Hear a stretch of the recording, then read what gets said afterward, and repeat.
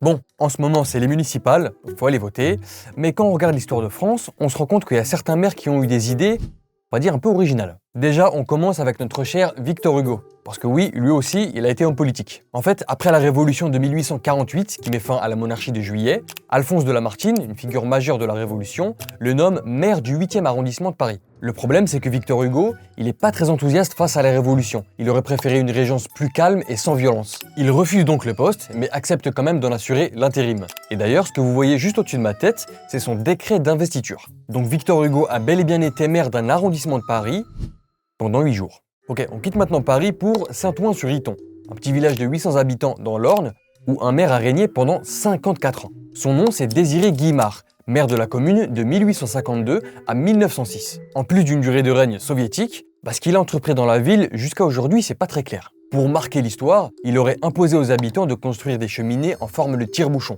Et ces cheminées, elles sont encore visibles aujourd'hui. Mais c'est pas tout, parce qu'il s'est aussi fait construire une statue grandeur nature de lui-même, et il a offert à tous les enfants de la ville une casquette pour qu'ils puissent le saluer convenablement lorsqu'ils le croisent. Direction maintenant la Nièvre, dans la commune de Cizeley. Là, un industriel nommé Joseph Archer, qui a été maire de 1919 à 1941, a eu une idée de visionnaire.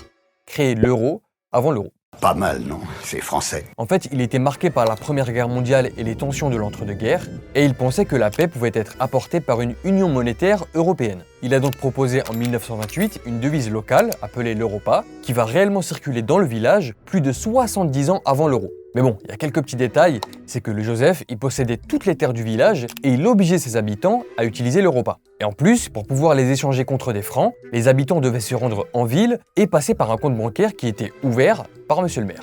Là aussi, un petit côté mégalo, le Joseph. Et pour finir, 2 arrêtés municipaux assez insolites. En 1950, en pleine guerre froide, un certain Jean Garcin, ancien résistant et maire de la commune de Fontaine-de-Vaucluse, interdit officiellement le port et l'usage de la bombe atomique sur le territoire de la commune.